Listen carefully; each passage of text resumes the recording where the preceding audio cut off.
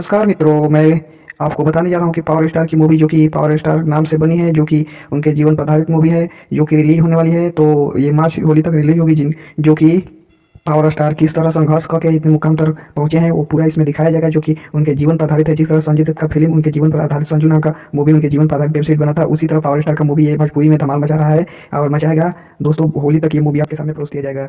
ये movie power star के जीवन पर आधारित है, जो कि आप लोग देख सकते हैं दोस्तों।